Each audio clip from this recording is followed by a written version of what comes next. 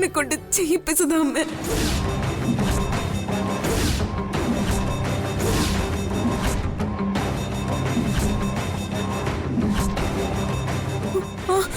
ഇന്ദ്രജ വല്യമ്മ.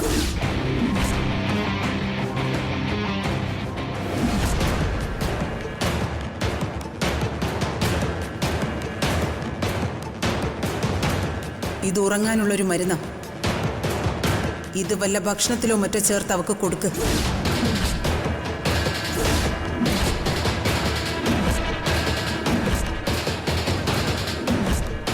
ഉറക്കമരുന്നാണെന്നും പറഞ്ഞ് അവരെന്റെ കൈ തന്നത് മാരകമായ പോയിസൺ ആയിരുന്നു.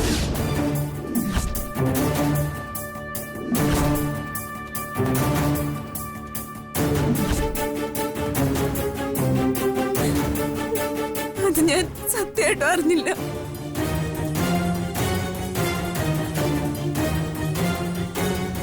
അമ്മായി വന്നിരിക്കുന്നത് ദേവമ്മയോടും ജയരാമൻ അങ്കിളിനോടുമുള്ള പ്രതികാരം തീർക്കാൻ വേണ്ടിയാണ്. അത് ഞാൻ നേരത്തെ അറിഞ്ഞു കഴിഞ്ഞു.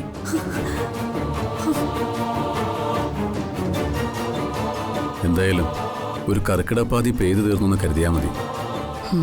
മരണത്തിൽ നിന്ന് ഒരു നൂലിയുടെ അകലത്തിൽ നന്ദിനിയടുത്ത് രക്ഷപ്പെട്ടത്. അതിന് ദൈവത്തിനോട് എത്ര നന്ദി പറഞ്ഞാലും മതിയാവില്ല. അമ്മ ഇതെങ്ങോട്ട് പോയേ? പുറത്തേക്ക് മറ്റോ പോയതായിരിക്കും. ഞാനൊന്ന് നോക്കട്ടെ.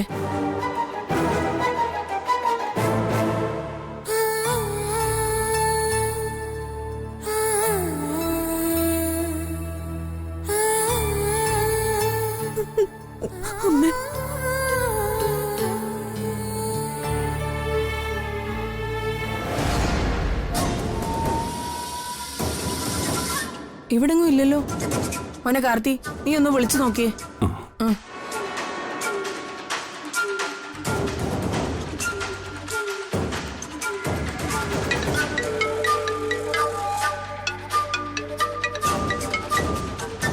ഹലോ.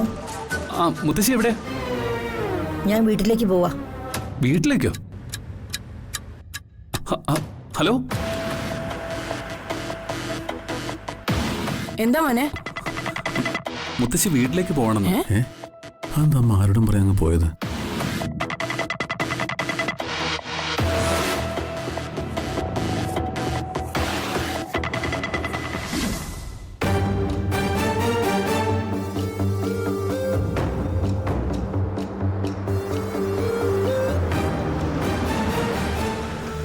ആരാ ഇപ്പോ നേരം വെളുക്കുന്ന നേരത്ത്?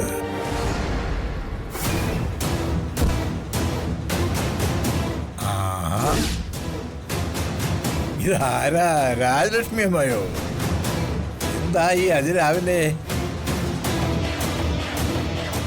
കേറി വാ. ഇന്നലെ ഞങ്ങൾക്ക് കാളരാത്രി ആയിരുന്നു നമ്പ്യാരേട്ടാ. അതാ നേരം വെളുത്തപ്പോ തന്നെ ഇങ്ങോട്ട് പുറപ്പെട്ടത്. എന്തോ തക്കതായ പ്രശ്നമുണ്ടല്ലോ രാജലക്ഷ്മി അമ്മേ. എന്തായാലും നമുക്ക് ഇരുന്ന് സംസാരിക്കാം. വേണ്ട, എനിക്ക് വളരെ ബഹുമാനമുള്ള ആളാ നമ്പ്യാരേട്ടൻ. പക്ഷേ നിങ്ങളുടെ തലതെറിച്ച 2 പെൺമക്കളെ കുറിച്ച് ഓർക്കുമ്പോ അവരുടെ അച്ഛനെന്ന നിലയ്ക്ക് നിങ്ങളോട് എനിക്ക് വല്ലാത്ത പുച്ഛമാ തോന്നുന്നത്. രാജലക്ഷ്മി അമ്മേ, നമ്പ്യാരേട്ടൻ ഇവിടെ കാണരുതേ എന്ന് പ്രാർത്ഥിച്ച ഞാൻ ഇങ്ങോട്ട് വന്നത്. പക്ഷേ എന്റെയും നിങ്ങളുടെയും കഷ്ടകാലത്തിന് നിങ്ങളിവിടെ ഉണ്ടായിപ്പോയി. നന്ദിനിയും മീനാക്ഷിയും ചെമ്പകമംഗലത്തുണ്ടെന്നാണല്ലോ കാർത്തി എന്നോട് ഫോണിൽ പറഞ്ഞത്. അവള് ചെമ്പകമംഗലത്തില്ല. നന്ദിനിയെ കാലപുരിക്ക് അയക്കാൻ നോക്കിയ നിങ്ങളുടെ മൂത്ത മകളെ എനിക്ക് കാണേണ്ടത്, ഇന്ദ്രജ. അവളെങ്കിൽ വിളിച്ചേ. ഞാനിവിടെ തന്നെ ഉണ്ട്.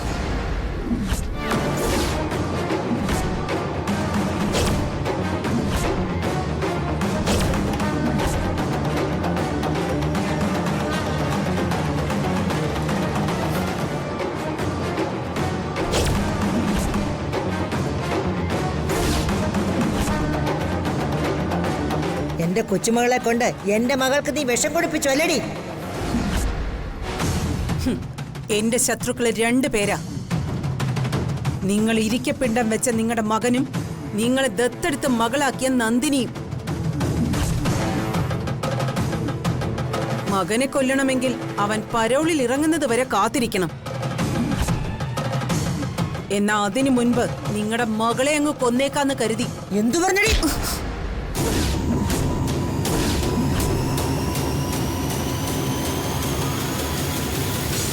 ഇന്ദ്രജെ കൈവിടറി. രാജലക്ഷ്മി അമ്മയുടെ കൈവിടാൻ. ഇല്ലെങ്കിൽ നിന്റെ കർണത്ത് എന്റെ കൈ വീഴും.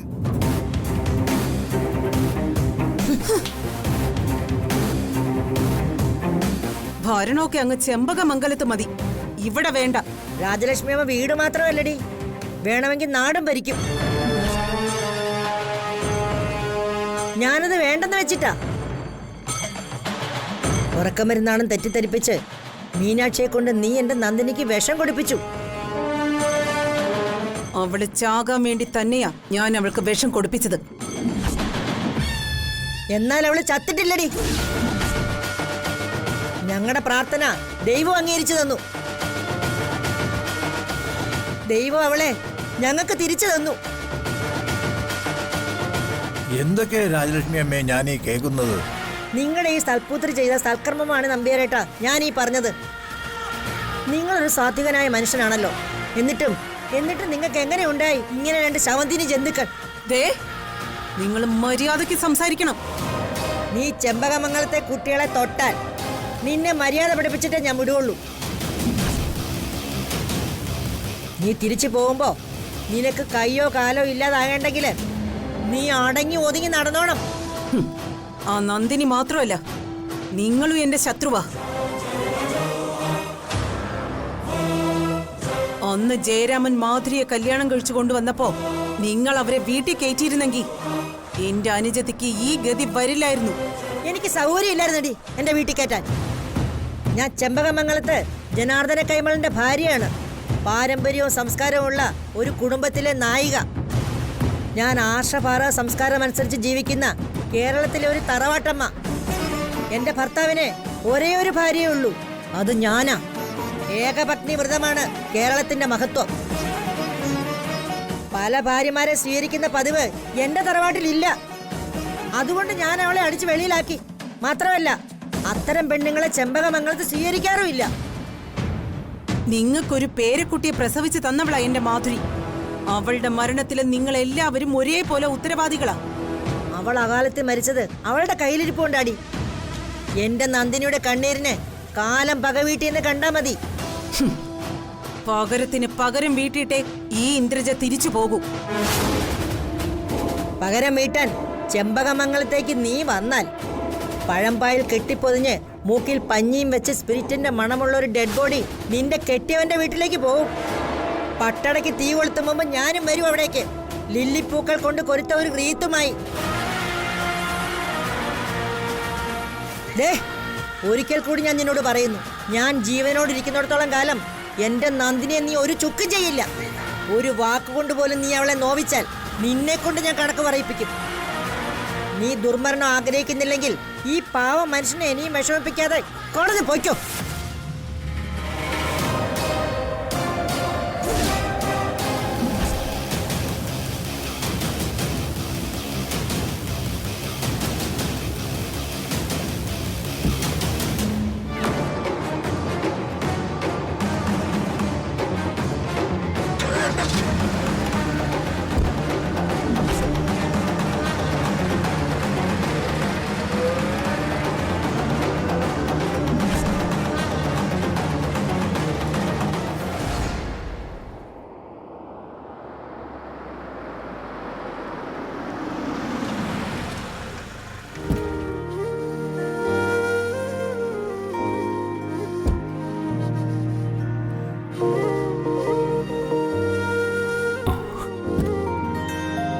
ദൈവമേ,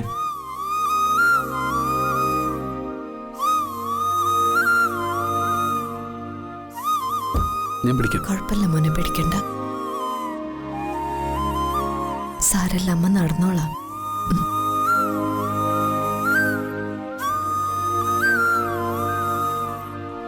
നിക്ക്.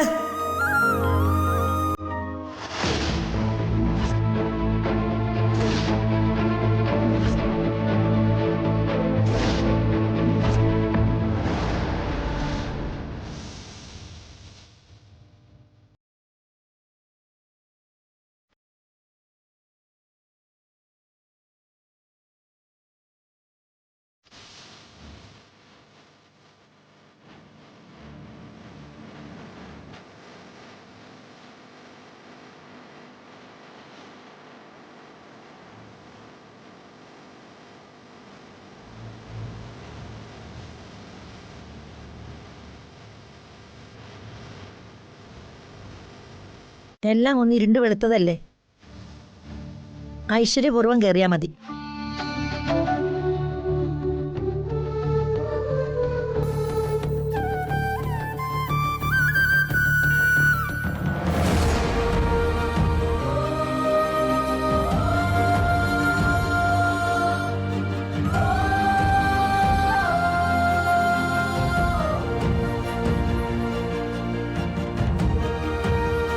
ഇനി അകത്തേക്ക് കയറിക്കോളൂ.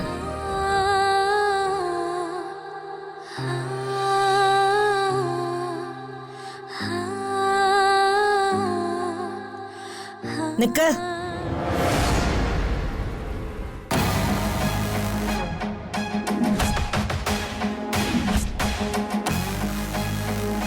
നിന്നോട് അകത്തേക്ക് കയറാൻ ഞാൻ പറഞ്ഞില്ല.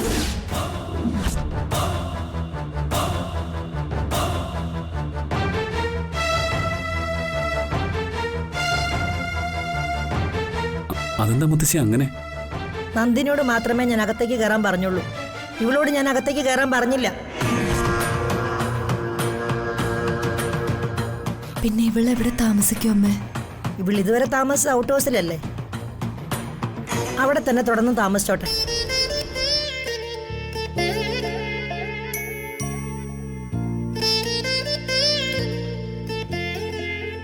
അങ്ങനെയാണെങ്കിൽ ഞാനും ഇവളോടൊപ്പം ഔട്ട് ഹൗസിൽ താമസിച്ചോളാം.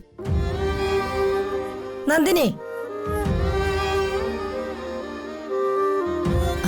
ഞാൻ പറഞ്ഞത് ധിക്കാരമായിട്ട് അമ്മ കരുതരുത്. ഇവളെ ഇനി അങ്ങനെ ഒറ്റയ്ക്ക് താമസിപ്പിക്കാൻ പറ്റില്ല. നീ എന്റെ മകളാണ്, എന്റെ വളർത്തുമകൾ. ഞാൻ അമ്മയ്ക്ക് മകളായതുപോലെ മീനാക്ഷിയും എനിക്ക് മകളാമ്മേ.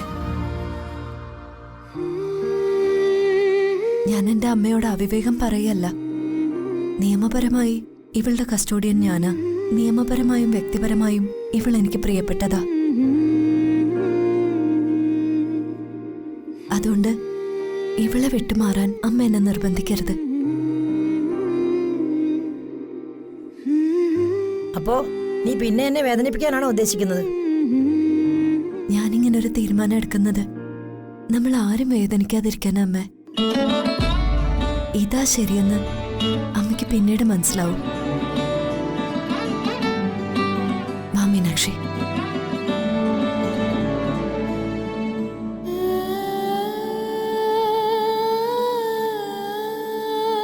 ഇപ്പൊ അമ്മയ്ക്ക് ചെറുതായി വേദനിക്കുന്നുണ്ടെന്ന് എനിക്കറിയാം.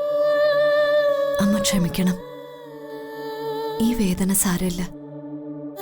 പിള്ള ചവിട്ടിയെ തള്ളയ്ക്ക് കേടില്ലെന്ന് അമ്മ തന്നെയല്ലേ എന്നോട് പറഞ്ഞിട്ടുള്ളേ. മാമോളെ,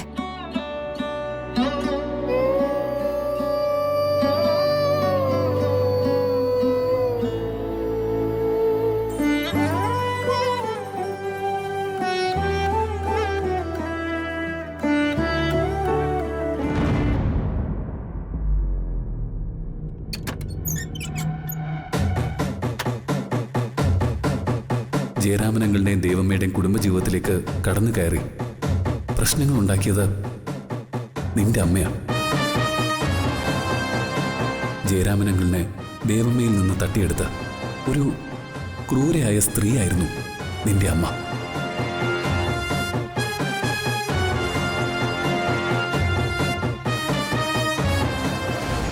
മീനാക്ഷി,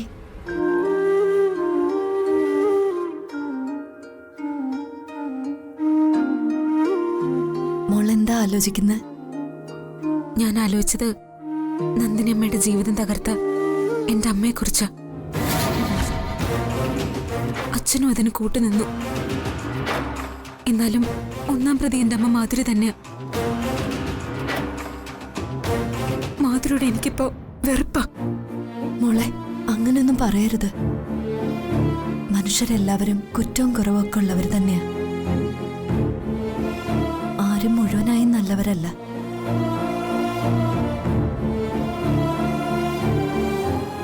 നോക്ക്, എന്റെ മോൾ ഒരിക്കലും അമ്മയെ വെറുക്കരുത്. പെറ്റമ്മയെ വെറുക്കുന്നവരെ ദൈവം വരെ വെറുക്കും.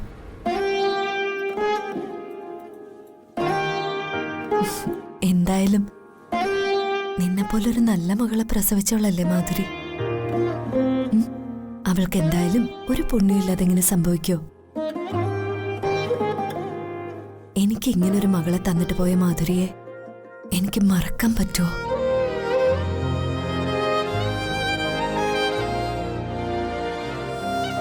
അമ്മേ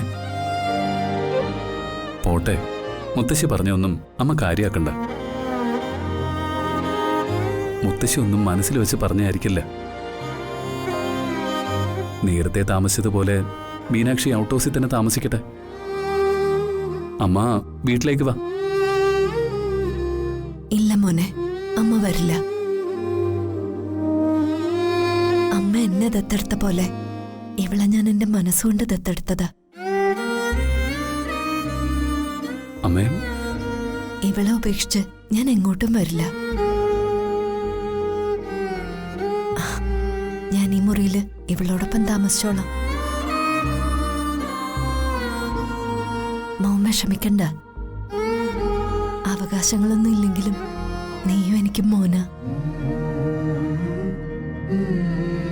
ഇപ്പതേ ദൈവം എനിക്കൊരു മോളെ കൂടി തന്നിരിക്കുന്നു.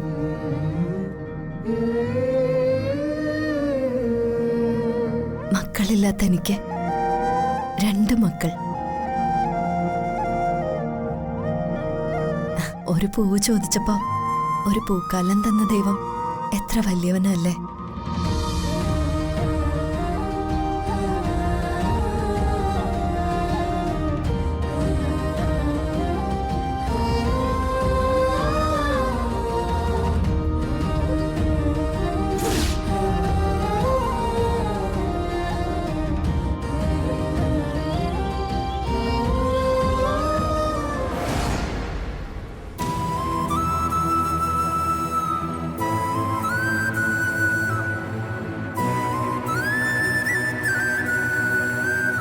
നന്ദിനോട് താൻ കാണിച്ചത് എന്തായാലും വളരെ മോശമായി പോയി.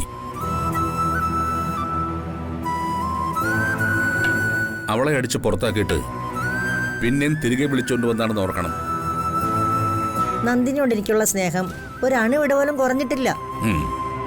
ഞാൻ അവളെ എന്തെങ്കിലും വഴക്ക് പറഞ്ഞാൽ തന്നെ അത് എനിക്ക് അവളോടുള്ള സ്നേഹം കൂടുതൽ കൊണ്ട് മാത്രമാ. അത് അവൾക്കും അറിയാം. പിന്നെന്താ ഇവിടെ പ്രശ്നം? പ്രശ്നം വേറൊന്നുമല്ല. മീനാക്ഷി എന്റെ കൊച്ചുമകളായി അംഗീകരിക്കാൻ എനിക്ക് എന്തായാലും സാധ്യമല്ല. ഇതൊക്കെ നീ വെറുതെ പറയുന്നതാണെന്ന് എനിക്കറിയില്ലേ രാജലക്ഷ്മി. നല്ല നാടൻ ഭാഷയിൽ പറഞ്ഞാൽ ഒരുമാതിരി മസിൽ പിടുത്തം. ഒരു മസിൽ പിടുത്തമല്ല. ഈ വിഷയത്തിന്റെ ഗൗരവം കുറയ്ക്കാൻ വേണ്ടി കൈമലേട്ടൻ പറഞ്ഞൊപ്പിക്കുന്ന വേറെ ഒരു തമാശ മാത്രമായത്.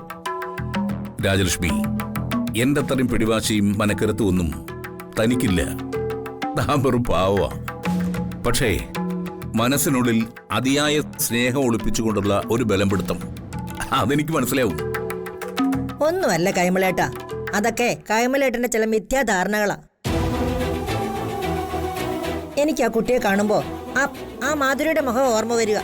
പക്ഷെ മീനാക്ഷി കൊച്ചിനെ കാണുമ്പോ ജയറാമിന്റെ ഛായ എന്ന് വെച്ചാ ദേ തന്റെ ഛായ. ആരുടെ ഛായ ആയാലും എനിക്ക് വേണ്ട. കുഴിവെട്ടി മൂടിയ ഓർമ്മകൾ അതൊക്കെ. മാന്തി എടുക്കാൻ ശ്രമിക്കരുത്. ഇനി അതൊക്കെ ഓർത്ത് എനിക്ക് വേദനിക്കാൻ വയ്യ. ഏതായാലും മീനാക്ഷിക്ക് പുതിയൊരു അമ്മയുണ്ടല്ലോ, നന്ദിനി. നീ നന്ദിനി ഏറ്റെടുത്ത പോലെയാ ഇപ്പോ മീനാക്ഷിയെ നന്ദിനി ഏറ്റെടുത്തിരിക്കുന്നത്. ചരിത്രം എത്ര കൃത്യമായിട്ടാണ് ആവർത്തിക്കുന്നത്. കാലം വല്ലാത്ത സർഗശക്തിയുള്ള കലാകാരൻ തന്നെ അല്ലേ?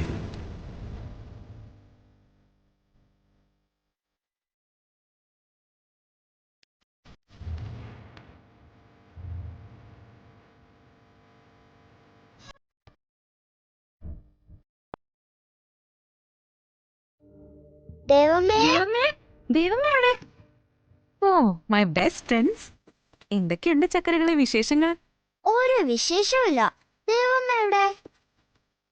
ആഹാ, എന്താ മക്കളെ? ദേവമ്മയോട് ആരും കഴിക്കാൻ വരാൻ പറഞ്ഞു. ആരാ പറഞ്ഞത്? പറഞ്ഞത് മുത്തശ്ശിയാ. അപ്പൊ ഞാൻ ആഹാരം കഴിക്കാൻ വരണമെന്ന് പറഞ്ഞില്ലേ? അങ്ങനെയൊന്നും പറഞ്ഞില്ല. ദേവമ്മ പെട്ടെന്ന് വാടി.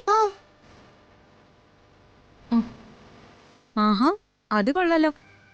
മുത്തശ്ശിക്ക് എന്നോടുള്ള വൈരാഗ്യം അതുപോലെ തുടരുക. ശരി, ഞാൻ പഠിപ്പിച്ചു കൊടുക്കാം.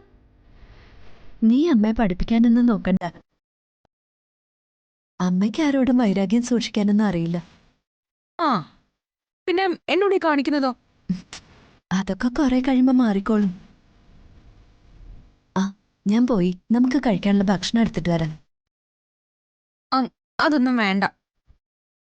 പിന്നെ ഇതിനുള്ള മരുന്ന് എന്താണെന്ന് എനിക്ക് നന്നായിട്ട് അറിയാം. അമ്മ ഇങ്ങോട്ട് വന്നേ. മീനാക്ഷി, വാ, വരാനല്ലേ പറഞ്ഞേ. വാ.